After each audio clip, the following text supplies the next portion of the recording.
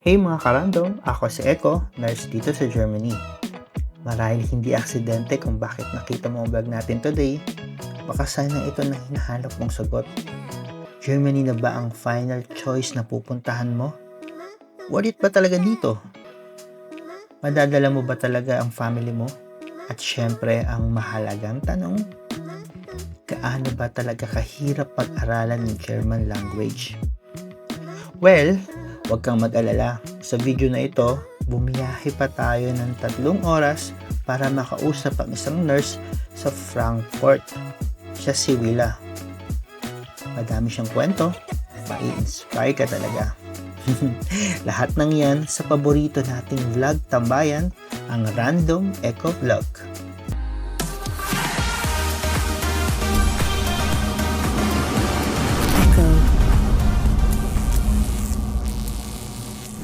Hey mga karandom, ako po si Eko. Welcome to my vlog, and for today's video, meron tayong special na guest. Walang iba kundi si Willa. Andito tayo sa Frankfurt and medyo maglalaro tayo. Tutumbasan natin si Tito Boy. Mag-question and answer tayo. Bubunot si Willa ng isang bagay nandito sa lalagyan na natin at i-correlate niya o ano yung nararamdaman niya or anong connection ng bagay na to sa buhay niya, sa pagiging nanay. Hi, I'm Willa. I work here in Frankfurt as a nurse.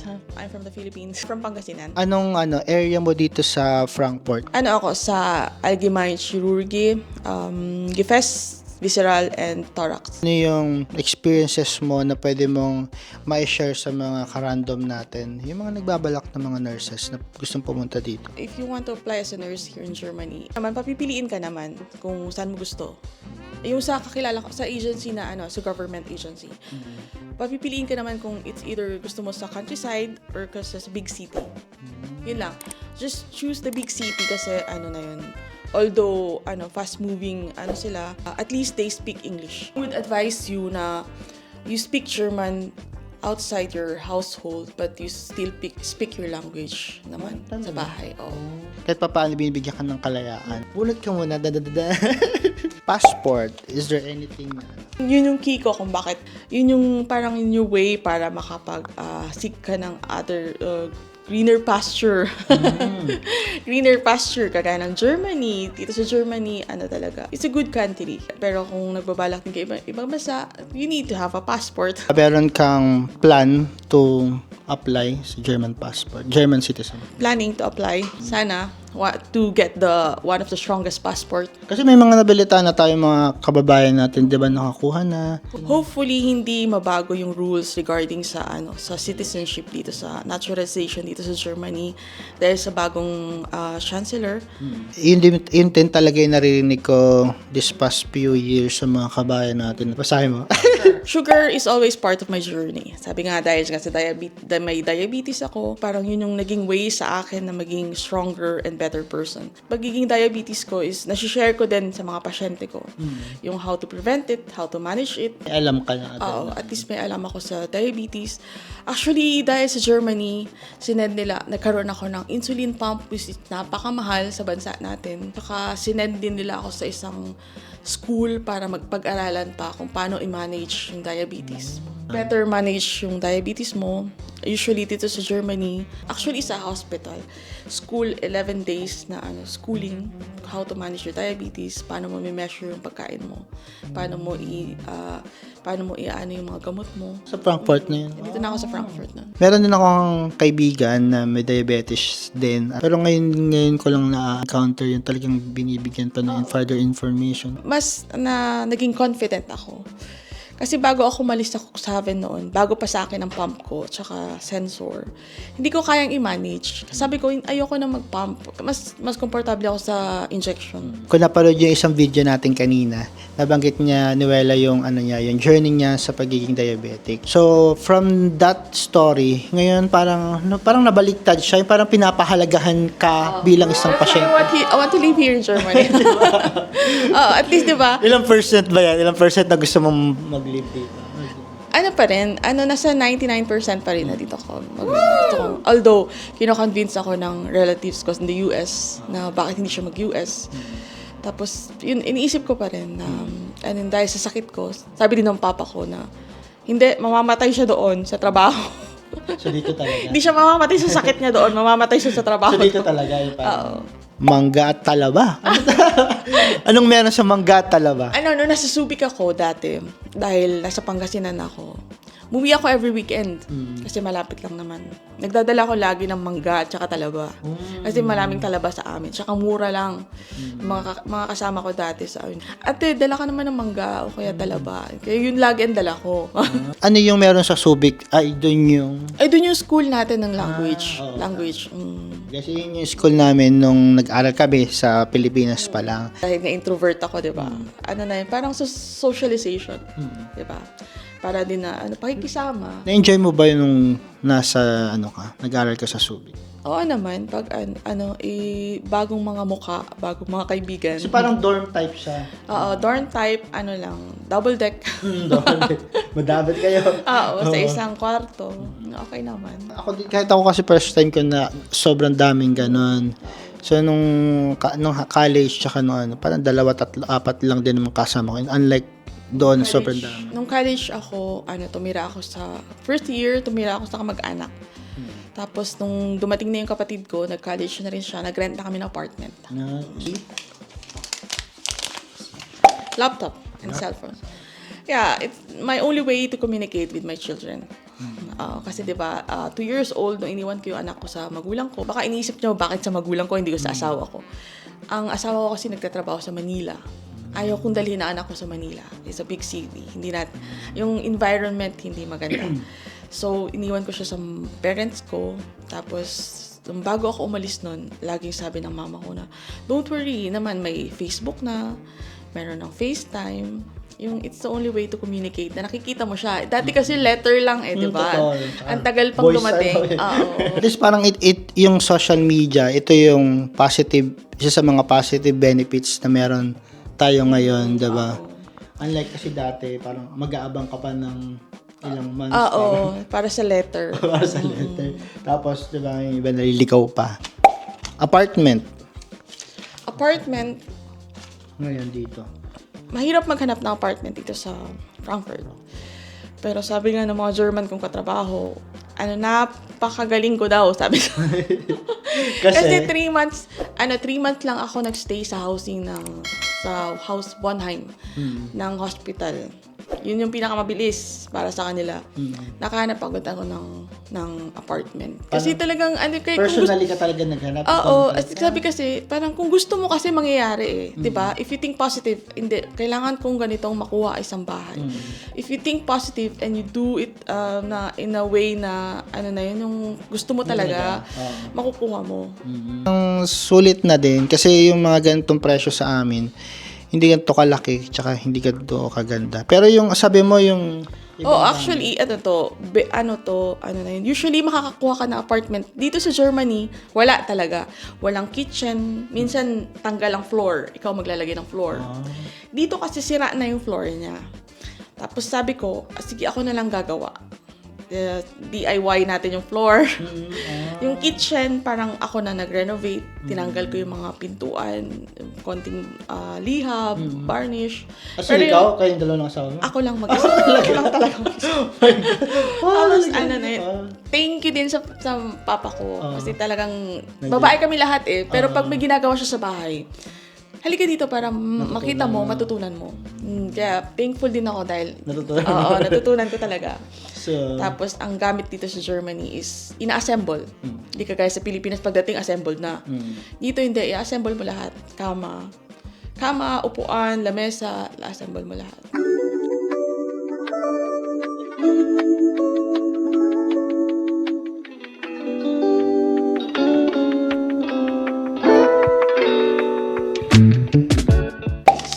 Snow. Nung dumating kami dito, tuwang-tuwa kami sa snow. Alam mo yun yung, snow na, ganun. Pero nang nagtagal, nakakaiyak na siya. Malungkot na. Alam mo yun yung depressing na. Alam mo, there there are two colors nga daw, gray and white. Totoo. Gray and white. Pero yung, alam mo, pero masaya din naman pag yung sa anak ko, actually yung anak ko hindi pa saglit lang na-experience ang snow dito sa Frankfurt. Kasi hindi naman daw talaga nag-snow dito sa Frankfurt kasi mainit nga. Kala nyo lang sobrang saya ng snow pero malamig talaga.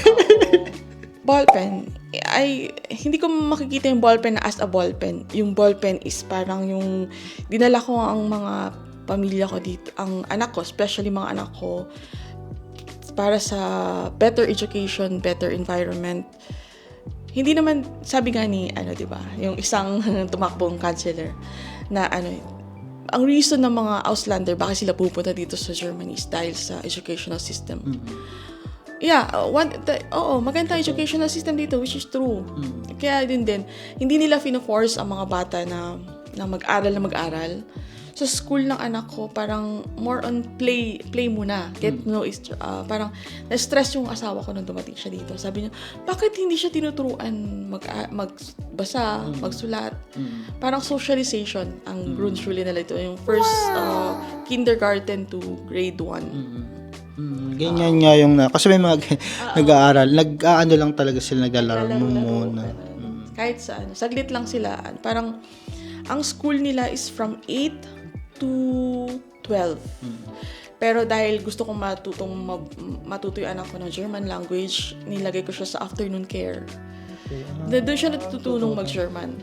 Paano yung yung mga bata? I mean, madali ba sila nakakapag-adjust nung pumunta sila dito? Alam mo, sabi ng mga katrabaho ko, ang mga bata, madali pang ang brain nila. Kaya hindi yun mahirap para sa kanila. Yun na lang yung sa 14 years old ko lang kasi, prepare ko na siya sa Pilipinas. Pinag-aral ko na siya na hanggang B1. Wow. Para hindi na siya ma-shock if ever man pumunta siya dito. Ngayon, nag-excel siya sa school. Nasa gymnasium na siya ngayon. And sabi ng teacher, na-amaze ako sa kanya na naintindihan niya agad.